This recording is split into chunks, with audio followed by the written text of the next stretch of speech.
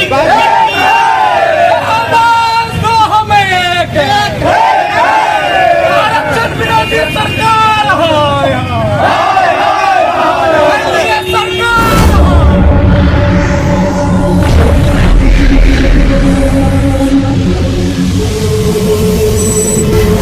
नमस्कार दोस्तों, Bihar activist news में आप सभी का स्वागत है। यहाँ नीट का बवाल मच रहा था, वहीं पे अचानक जहाँ पे चारों तरफ से सरकार को घेरा जा रहा था, वहाँ पे शिक्षा मंत्री सवाल पे सवाल उनसे पूछे जा रहे थे, लेकिन नीट के सवाल पे वो हट के बोल रहे थे कि कहाँ हुआ, लेकिन प्रेस कॉन्फ्रेंस होता है और वो एक्सेप्ट करते हैं और सीबीआई जांच होती है। लेकिन इस मुद्दे को ठंडे बस्ते में डालने के लिए अचानक से बीते दिनों पटना हाई कोर्ट में जो बिहार सरकार का आरक्षण पे बिल था उसे रोक दिया गया, जिसको लेकर के राकेश नायक अपने तमाम युवा कार्यकर्ताओं के साथ यहां प्रतिरोध मार्च निकाले हैं। लेकिन वहीं पे अपने दर्शकों को बता दूं कि जहां सुप्रीम कोर्ट का ऑर्डर है कि 50% से आरक्षण ज़्यादा नहीं मिलेगा, वहीं भी हिंदुस्तान में एकमात्र तमिलनाडु एक ऐसा स्टेट है जहां पे 69% आरक्षण है। जी हां, 69% आरक्षण सिर्फ तमिलनाडु में है। वो भी किसने किया था बता दे चलो, उस समय की मौजूद स्वर्गीय मुख्यमंत्री जयललिता ने अपने स्पेशल पावर का इस्तेमाल नहीं किया, संविधान में संशोधन कराया, बता दे चलो अपने राज्यसभा में एक बिल पास कराया, उस बिल को राष्ट्रपति के पास भेजे और साथ ही साथ उस समय मौजूद थी कांग्रेस सरकार, उसके जरिए उन्होंने जो 9वीं सूची है संविधान का उसमें जाकर के संशोधन किया, तब जाकर के तमिलनाडु एक ऐसा राज्य बना जहां 69% आरक्षण है। आइए राकेश नायक से जानेंगे कि उस समय जब इनकी सरकार थी चूक कहां पे हो गई जिस आरक्षण को रोक दिया गया है। नीट का बवाल चल रहा था, जहां सरकार को बचने का रास्ता नहीं मिला था, अचानक आरक्षण बिहार का कोर्ट के ऑर्डर आता है कि आरक्षण 50% ही रहेगा। अरे भैया, ये सब सत्ता में बैठे लोग चाहते हैं सब चीज़ जेब से और रिमोट से कंट्रोल करें। आखिर यहाँ जो आरक्षण पे पुनर्विचार करके 65% लगाया गया, पूरे भारत में बिहार एक ऐसा प्रदेश है जहाँ पहली बार जातिगत जनगणना हुई। उस जनगणना के आधार पर हमारे नेता ने ये देखा कि यहाँ पर दलित, शोषित, वंचित और अल्पसंख्यकों को विशेष आरक्षण की आवश्यकता है। उन्होंने उसमें बदलाव किया और 65% आरक्षण देने का काम किया और बिहार सरकार मुख्य दर्शक बनी रही। जब ये मामला उच्च न्यायालय में था तो अपने पक्ष को मजबूती से रखना चाहिए था, और अगर शेड्यूल 9 को ये मोदी सरकार, केंद्र सरकार पहले से लेके चले जाते तो आज ये नौबत नहीं आती। तो जो लोग आरक्षण को जड़ से ख़त्म करना चाहते हैं उनके लिए तो ये मतलब एक मुहूर्त है और ये कहीं ना कहीं शुरुआत है, वो काम कर रहे हैं। लेकिन हम लोग चुप बैठने वाले लोग नहीं हैं, हमारे नेता चुप बैठने वाले नहीं हैं। उन्होंने कहा कि अगर बिहार सरकार इसके अपील में, इसके खिलाफ में, क्योंकि जब ये 65% आरक्षण लगा था तो उस समय नीतीश जी भी हमारे साथ में थे, तो उनका फर्ज बनता है कि यदि उनका आरक्षण लगाने की नीति सही थी और उसको उच्च न्यायालय ने, सभी पार्टियां उस समय सहयोग में थी, एकदम सभी लोग समर्थन में थे, सहयोग में थे। और जब नीतीश जी हमारे साथ में नहीं थे तो भी माननीय नेता के साथ, तेजस्वी यादव जी के साथ वो सेंट्रल में जाकर के वहाँ अपील किया था उन्होंने मोदी जी से और कहा था कि पूरे भारत में आप जातिगत जनगणना करवाइए।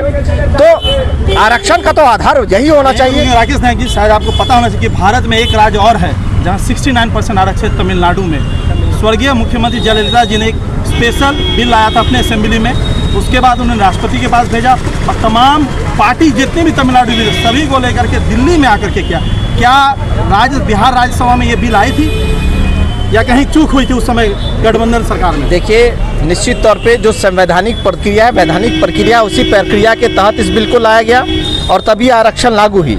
कहीं ना कहीं इसको डिफेंड करने के लिए वर्तमान की जो प्रदेश की सरकार है उनको मजबूती से इस पर काम करना चाहिए था। अगर शेड्यूल 9 पे अगर गहन अध्ययन पहले ही केंद्र की सरकार और राज्य की सरकार कर चुकी होती तो आज ये नौबत नहीं था। आपने एग्जाम्पल कोट किया और उच्च न्यायालय, क्योंकि 9वीं अनुसूची में संशोधन होने के बाद कोर्ट का अधिकार, और उच्च न्यायालय ने रेफरेंस क्या लिया है, उच्च न्यायालय सुप्रीम कोर्ट के कुछ जजमेंट का रेफरेंस लिया है जो मराठा आंदोलन से जुड़ा हुआ था।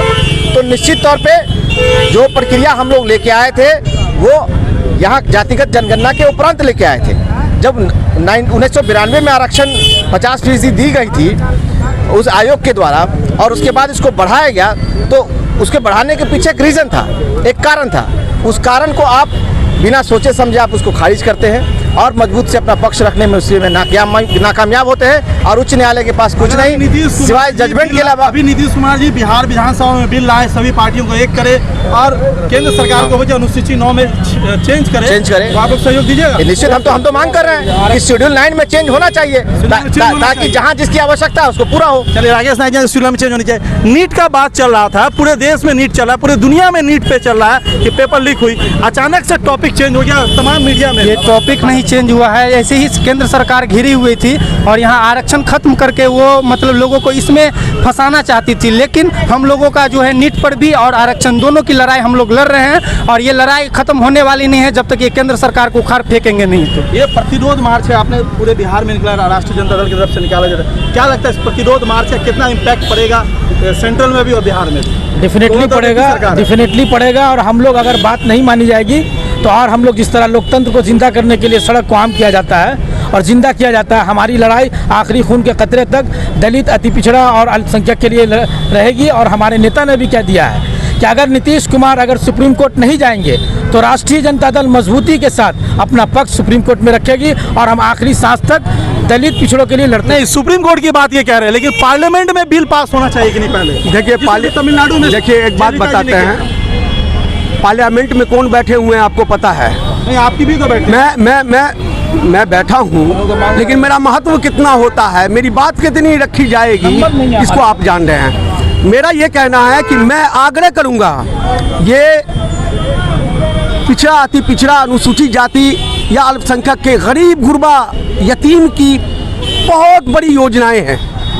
मैं आग्रह करूंगा पीएम से, मैं आग्रह करूंगा अपने सीएम साहब से कि आपने जो ये करवाया, सर्वे करवाया, सब कुछ कराया, अगर ये दिखावा नहीं था तो आप कम से कम नीतीश कुमार जी के सहयोग से, आज सरकार चल रही है, नीतीश कुमार जी आज अल्पमत में है सरकार, नीतीश कुमार जी की वजह से सरकार चल रही है। नीतीश कुमार की सरकार अल्पमत में है, लेकिन एक बात बताते चले, ये देखना होगा कि उस समय की जो सरकार थी, जिस समय ये आरक्षण पास हुआ, कि क्या उस समय जो आरक्षण में जो संविधान की 9वीं सूची थी उसमें संशोधन करना चाहिए था आरक्षण को एकदम फिक्स करने के लिए, लेकिन उसे नहीं किया। तो कहीं ना कहीं उस समय की गठबंधन की जो सरकार थे उनसे भूल हुई है, क्योंकि केंद्र में तो एकमात्र जो सरकार तमिलनाडु जी गवर्नमेंट थी जो जयललिता जी के नेतृत्व में चल रही थी, उस समय उन्होंने अनुसूची 9 में जाके संशोधन कराया, जिसके कारण आज एकमात्र राज्य है तमिलनाडु जहां 69% आरक्षण है।